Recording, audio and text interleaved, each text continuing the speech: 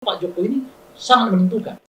Kalau ia menunjuknya ke Ganjar, beralihlah ke Ganjar. Kalau ia menunjukkannya ke Pak Prabowo, beralih orang ke Pak Prabowo.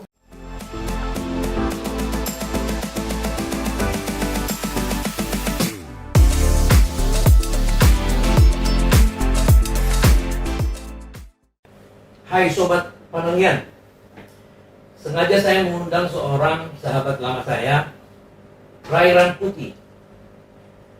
Beberapa waktu yang lalu saya ketemu dengan beliau ini, saya sangat terkesan dengan sikapnya dalam hal tingkat intelektualitasnya, sikapnya berbicara, ya kan, di depan publik, dan khususnya tentang bagaimana soal politik di Indonesia ini.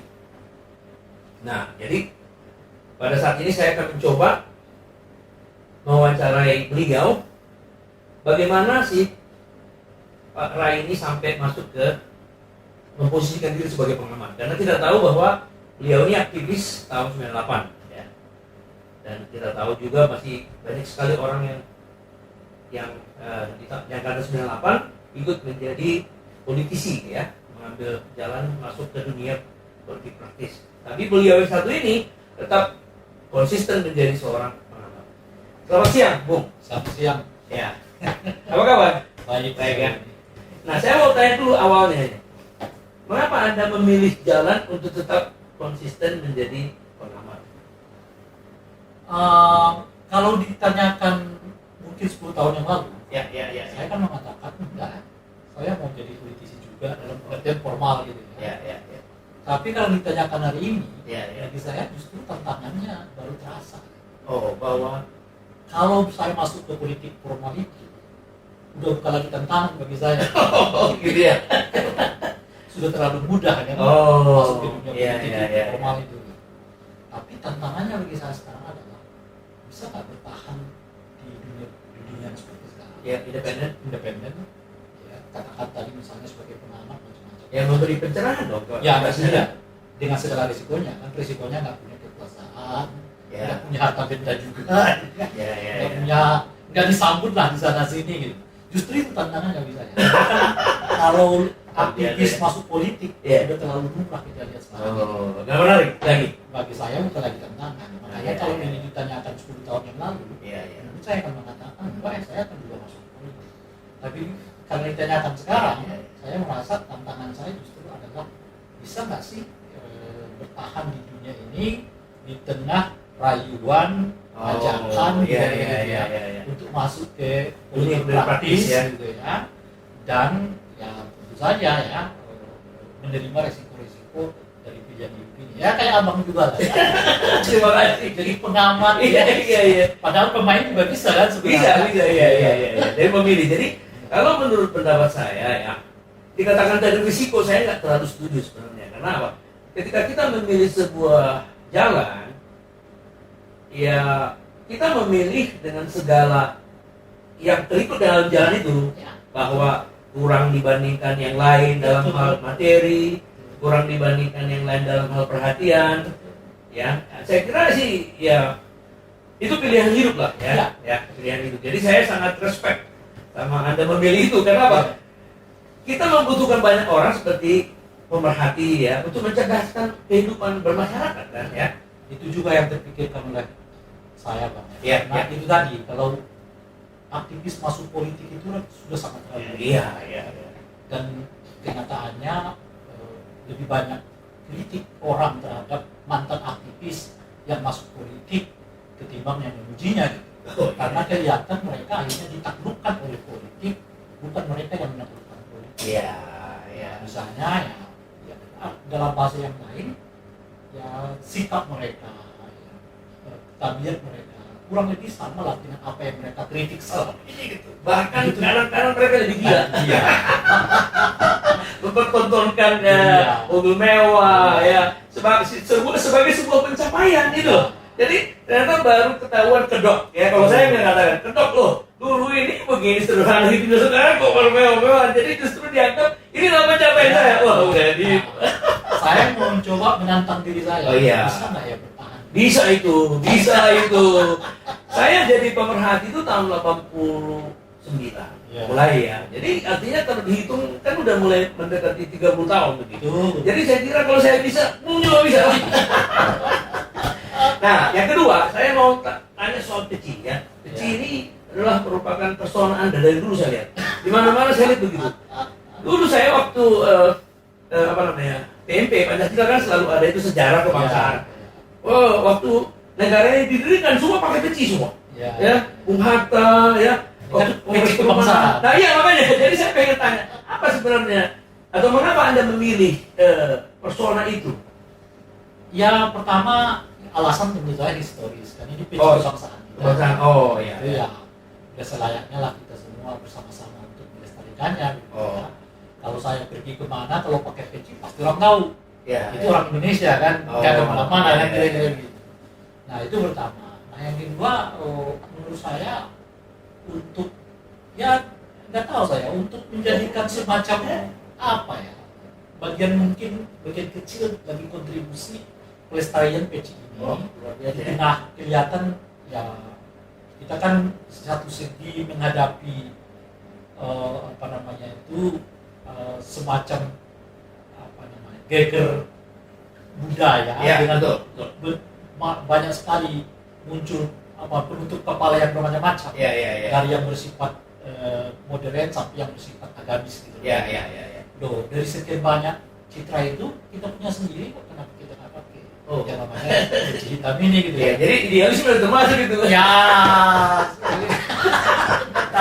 Nah, tapi apa simbol yang akan diterjemahkan dari seorang yang memakai peci selain nilai-nilai kebangsaan? Apa sih sebenarnya? Sederhana atau apa? Atau ada sesuatu makna di balik peci itu? Enggak ada. Enggak ada ya? Ada pada aspek itu tadi. Yang pertama historis. Nah, yang kedua ya kan ada yang peci yang sangat modern ya, gaya. Ada juga yang peci karena semangat keagamaan. Saya memilih berpeci karena semangat kebangsaan. Nasionalis. Itu aja. Jadi orang nasionalis sejati ya. Cuman udah gini gitu, saya nggak pakai peci malah ditanyain orang. Oh iya, kenapa sudah melekat sama persona Anda dari dulu? Iya, jadi satu-satunya pengawal politik nggak peci itu lahir putih kan ya. Oke lah, anggaplah itu jadi ciri khas. Nah, sekarang kita masuk kepada figur politik. Belakangan ini sangat banyak sekali kebingungan di antara masyarakat melihat drama, bisa dikatakan drama politik juga ya. Nah, contoh misalnya Bung Effendi Simbolon ya memuji atau mengadakan suatu hajatan dengan marga Simbolon dan mengundang seorang Prabowo ya untuk memberi speech tentang pertahanan. Tapi di akhir dari sesi speech itu maka dia mengatakan seolah-olah kepada masyarakat, terutama masyarakat Batak, karena apa? Penggemarnya beliau ini kan besar, ya kan? Dia sampai 4 kali kalau nggak salah jadi anggota parlemen ya, 4 kali ya 20 tahun. Nah, dia mengatakan bahwa salah satu yang layak menjadi pemimpin bangsa, dia mengatakan mengaku negeri ini adalah Pak Prabowo. Orang semua bingung. Ya. Terakhir Budiman Sujatmiko. Nah, ini apakah ada sesuatu yang terjadi di PDP menurut Bung Rai? Ya, dugaan saya pertama adalah dominasi yang terlalu kuat di pengurus elit itu tidak semuanya juga mungkin membuat happy ya. Dengan pemilihan dengan dominasi yang terlalu kuat. Jadi mungkin ada aspirasi dari dalam yang boleh jadi berbeda dengan Nah, oleh karena itu tidak tersampaikan di dalam lalu mencuat di luar. Tapi kan begitu diperiksa kembali kan ya seperti Bung Effendi lalu mengatakan ya saya tetap dengan PDI Perjuangan macam-macam. Jadi ini sebetulnya lebih pada ekspresi menyatakan nggak tunggal amat lah PDI itu, tapi meskipun begitu kita tetap di bawah PDI Perjuangan. Nah, oleh karena itu saya nggak terlalu yakin kalau mereka sebetulnya punya pilihan di luar pilihan yang sudah ditentukan. Ini lebih karena mungkin dirasa mekanisme pengambilan keputusan yang terlalu sentralistik, Ya. top down, Ya. macam-macam dan seterusnya itu. Nah, ada orang yang mencoba mencairkannya dengan berbagai angka itu, tetapi ibarat angka itu hanya sepertiga, nggak sampai full, Ya. apalagi setengah, apalagi 3/2. Nah, oleh karena itu ketika dipanggil oleh DPP ya selesai lagi. Jadi nanti hal yang sama juga dengan Budiman. Saya kira, Gitu saya ya. kira juga Budiman akan. Lagi pula Budiman mau kemana lagi kalau nggak dengan PDI? Oh iya. Tapi ada saya dengar-dengar bahwa aspirasi yang di dalam ini seakan-akan ingin ada kekhawatiran bahwa Ganjar ini akan dikalahkan oleh Pak Prabowo. Kalau dilihat dari survei ini, ya memang kan kalau kita lihat surveinya ini lumayan. Ya. Artinya suara Pak Prabowo dengan Ganjar itu sudah melebihi batas margin of error. Ya. Kalau selama ini kan orang menganggap Pak Prabowo menang tapi masih di batas margin of error. Ya. Nah, sekarang udah agak lebih sedikit. Ya. Jadi ada tren kelihatan yang memperlihatkan kenaikan signifikan dari perolehan suara Ya. Pak Prabowo. Ya. Itu pertama. Dan yang kedua, sikap diam Pak Jokowi yang justru ditafsirkan lebih banyak menguntungkan Pak Prabowo dibandingkan dengan Ganjar sendiri. Nah, mungkin sebagian dari anggota PDI Perjuangan ini lebih mengikuti arus kemana Pak Jokowi akan bergerak begitu, dibandingkan misalnya menjadi keputusan DKP atau DPP Partai PDI Perjuangan. Nah, oleh karena itu selama Pak Jokowi, bukan saya ya, tetap bersikap seperti sekarang, ya, jadi tidak memperlihatkan satu sikap yang sangat spesifik kepada Ganjar Pranowo misalnya, Ya. boleh jadi potensi ini akan terus-menerus terjadi di dalam tubuh PDI Perjuangan, di mana orang-orang yang katakanlah punya kaitan langsung atau tidak langsung dengan PDI Perjuangan itu justru akan ikut dengan Pak Prabowo, didasari karena bacaan mereka bahwa Pak Jokowi lebih cenderung kepada Pak Prabowo dibandingkan dengan Pak Jokowi. Jadi ada dua itu. Faktor pertama memang elektabilitasnya yang cenderung naik, Ya. tapi kedua adalah suasana yang terbangun seolah-olah Pak Jokowi lebih condong kepada Pak Prabowo dibandingkan dengan Pak Ganjar. Ya, jadi ada juga kesan di luar. Saya kan memiliki sekolah ya, jadi seringkali berdialog dengan mahasiswa yang belajar menjadi developer, investor properti. Rata-rata mereka menganggap bahwa Jokowi itu memang sudah menunjukkan sinyal ke arah mendukung Prabowo. Ya. Karena misalnya Projo sedang membuat survei dari berbagai daerah dan sudah kelihatan bahwa mereka menominasikan Pak Prabowo dan Pak Erlangga yang dominan ya. Nah, sementara selalu kalau ditanya tunggu arahan dari ini. Jadi dalam proses tunggu ini semua menguntungkan, hiruk-pikuk Projo menguntungkan pihak Prabowo. Ya kan? Ya, itu dia. Jadi sikap diam Pak Jokowi ini justru berimbas terhadap Pak Prabowo gitu ya. Karena tafsirannya justru dianggap diamnya Pak Jokowi artinya ya kepada Pak Prabowo, tidak kepada Ganjar. Itu dan tafsir umum sekarang. Apalagi kan sebelumnya anaknya beliau ketemu juga dengan Prabowo di Solo ya. Kemudian berkali tadi ketemu dengan Pak Prabowo dalam berbagai momen. Sementara kelihatan sekarang dengan Pak Ganjar malah makin menjauh. Jadi tingkat pertemuannya juga nggak terlalu signifikan seperti yang sebelumnya. Dan lebih penting dari itu, berbagai ungkapan-ungkapan yang dulu khas kepada Pak Ganjar itu nggak lagi muncul seperti sekarang. Misalnya rambut putih lah, ya. Orangnya sudah ada di sini kok. Ketika Kongres atau Projo yang pertama saya di Solo. Nah sekarang sudah lebih artinya kalimat-kalimat yang lebih mengarah kepada Pak Ganjar lebih berkurang, sementara intensitas kedekatan kelihatan dengan Pak Prabowo meningkat, apalagi pada saat yang bersamaan Gerindra mengkapitalisasi itu dengan membuat baliho di mana-mana gambar Pak Prabowo dengan Pak Jokowi, dan Pak Jokowi membiarkannya saja dan mengatakan ya kan saya udah biasa foto saya di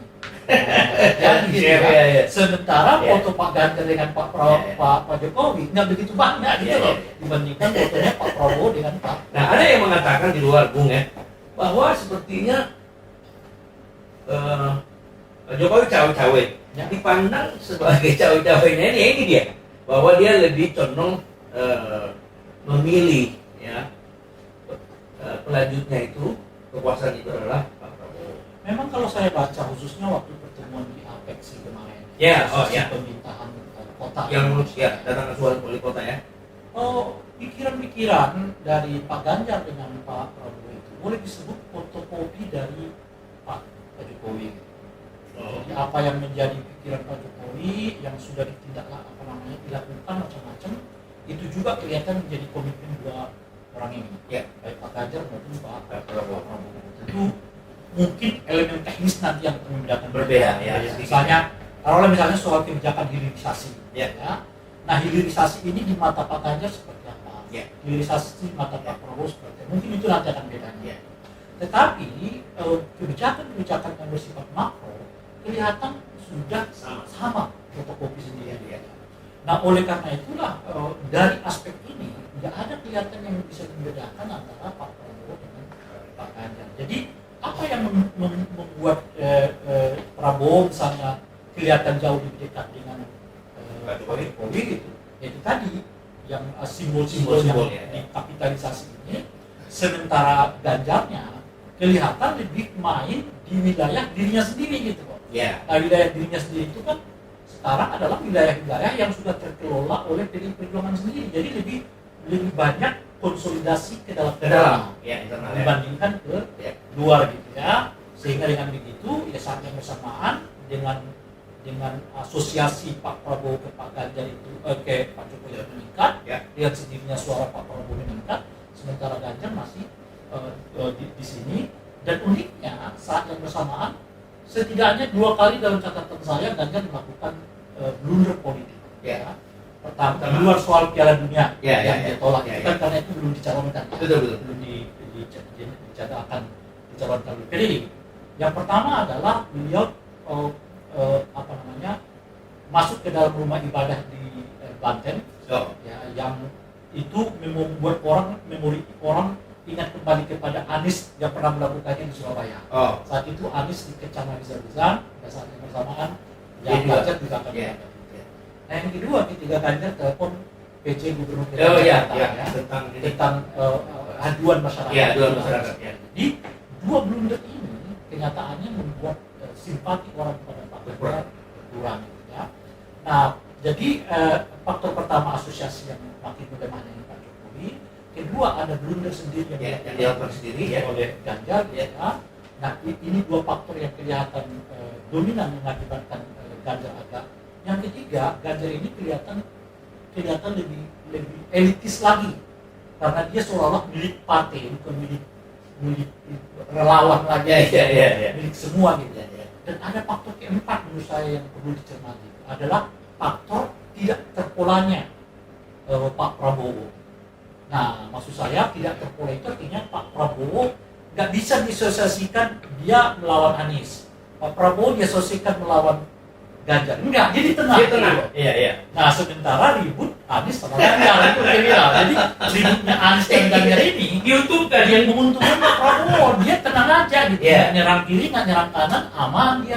Jadi maju sendiri. Dan kenyataannya pemilih kita sekarang nyari tipe pemimpin yang lebih santai gitu kira-kira ya kan, yang konflik. Kalau ini kita pilih konflik di sini, ini kita pilih konflik di sini gitu. Jadi apa namanya? Pak Jokowi yang Pak Prabowo yang nggak nyerang kiri nggak nyerang kanan itu justru kan. Nah, ada peneliti mengatakan yang akan menang adalah Prabowo karena dia sebagai seorang double track candidate. Jadi double track candidate maksudnya dari suara Anies dia akan mengimpor nanti ketika putaran kedua kalau terjadi, dan dari suara Jokowi dia akan mendulang yang tadinya Ganjar menjadi ke dia. Jadi sudah banyak orang yang mengatakan ini. Gimana, Anda setuju? Iya, sebetulnya tidak perlu putaran kedua ya. Di putaran pertamanya sendiri menurut saya bisa terjadi. Sudah terjadi. Trennya sudah terjadi ya. Jadi kenaikan suaranya Pak Prabowo itu imbas dari dua hal itu tadi. Jadi mulai menarik, mulai tertariknya kembali pemilihnya yang selama ini ke Anies karena beliau belum ya, istilahnya cawe-cawe lah ya. Tapi setelah Idul Fitri dia kan mulai nih show kemana-mana kan. Itu ketarik nih pemilih lagi. Yang sebelumnya ke Anies Baswedan pilih lagi ke beliau gitu ya. Yang kedua adalah asosiasi dengan Pak Jokowi. Jadi pemilih Pak Jokowi yang Pak Prabowo gitu ya. Nah oleh karena itu kita bisa lihat efeknya. Di satu segi Anies agak stagnan, di situ-situ aja kelihatan begitu karena pemilihnya yang sebelumnya dari Pak Prabowo pindah lagi kepada Pak Prabowo ya. Sementara Ganjar juga agak stagnan karena pemilih yang dia sosialisasikan dekat dengan Pak Jokowi itu adalah Pak Ganjar ke Pak Prabowo. Jadi dua pemilih ini yang membuat Pak Prabowo sekarang melonjak dengan sangat tajam gitu ya. Nah bagaimana nanti kalau di putaran kedua? Nah itu dia. Kita tidak tahu apakah asosiasi itu akan melekat dengan Pak Prabowo atau sebaliknya akan melekat kepada Ganjar. Istilah saya itu menunggu telunjuk Pak Jokowi yang mana akan terakhir. Sebab telunjuk Pak Jokowi itu artinya 15%. Menambah suara ya. Iya, menambah suara gitu. Jadi ya boleh dalam bacaan saya Pak Jokowi ini ingin keduanya masuk putaran kedua. Sehingga beliau tetap istilah saya itu menggunakan yang disebut dengan politik keseimbangan. Untuk menjaga dua kandidat ini masuk ke putaran kedua. Jadi kalau ini melemah didekatin. Kalau ini melemah didekatin. Kalau Ganjar kelihatan akan lemah, mungkin dikasih angin ke sana sebentar. Misalnya seperti sekarang. Kan ketika ada stagnasi kenaikan suaranya Ganjar, anaknya diplot jadi juru kampanye kan kira-kira gitu ya. Itu Ganjar gitu ya. Dalam ini Gibran dan begitu ketika Pak Prabowo kemarin betul-betul tidak elektabilitasnya seperti stagnan gitu ya. Lalu dinaikkan oleh Pak Jokowi sehingga relatif sekarang seimbang. Nah, sekarang tapi bagaimanapun pasti di dalam hati kecilnya Pak Jokowi sebagai orang yang ingin melestarikan legasinya, dia memiliki tingkat kepercayaan dong dari antara dua ini. Kalau untuk mengamankan, dia maunya dua-duanya seimbang maju ke putaran kedua, ya kan? Nah, tetapi di dalam batinnya kan pasti ada. Tadi kata-kata Anda telunjuk nih. Dan kalau saya melihat dari luar sebagai rakyat, pada umumnya pengusaha-pengusaha, ini udah Prabowo ini Pak, kata dia, akan mengarah ke sana lah, kata dia gitu. Nah tentu kalau misalnya itu terjadi, apakah semata-mata karena dia lebih percaya pada Prabowo daripada Pak Ganjar dalam hal melanjutkan legasinya? Kalau itu kemudian pilihannya Pak Jokowi, artinya memang beliau lebih percaya kepada Pak Prabowo. Kalau itu itu pilihan. Kalau nanti terjadi kan. Sebaliknya kalau ia kemudian mendekat ke Ganjar, artinya beliau lebih percaya kepada Ganjar. Itu dengan sendirinya kan, nggak mungkin dia memilih Pak Prabowo saat yang bersama dia nggak percaya Pak Prabowo akan melanjutkan legasinya kan, nggak mungkin itu. Jadi, itu menurut saya hukum alamnya kalau saya percaya dia kepada dia gitu. Nah mungkin persoalannya bukannya semata-mata bacaan saya soal beliau lebih percaya kepada siapa tetapi juga bacaannya adalah soal siapa kira-kira yang paling mampu.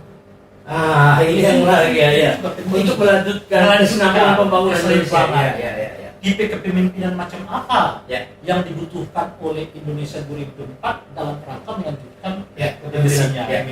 Misalnya IKN, ya kan? Ganjar sudah tegas mengatakan melanjutkan. Kemudian Pak Prabowo juga jelas juga mengatakan melanjutkan.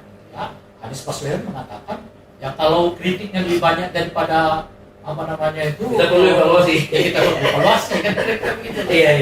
Nah persoalannya kan bukan Ganjar mau melanjutkan atau melanjutkan, tapi apakah Ganjar mampu, apakah Pak Prabowo mampu? Kan itu bagian dari pertimbangan Pak Jokowi juga kan. Dan dengan contoh inilah mungkin ke banyak tempat, banyak kasus, ke banyak permisalan kita bisa sebutkan. Jadi ini bukannya soal percaya nggak percaya saja, tapi juga soal apakah dua tokoh ini dianggap Pak Jokowi siapa yang lebih mampu melanjutkan pembangunannya, tentu dengan dinamika yang sudah berbeda dengan era sebelumnya.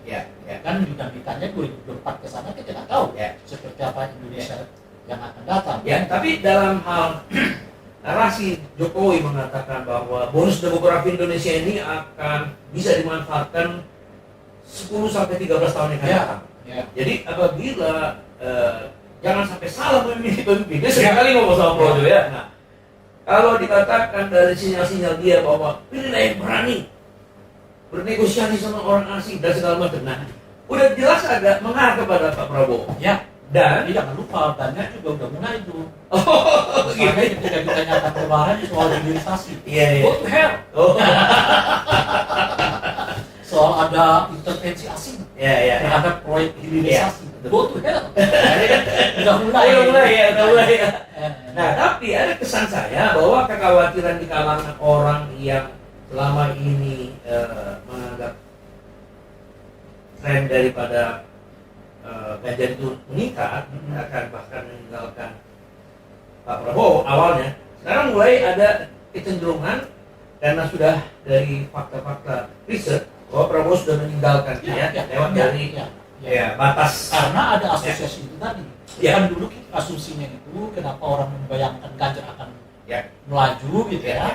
Karena asosiasinya dekat sekali dengan Pak Jokowi. Uniknya setelah Ganjar dideklarasikan oleh PDI Perjuangan sebagai calon presiden, saat yang bersamaan ada penurunan asosiasi.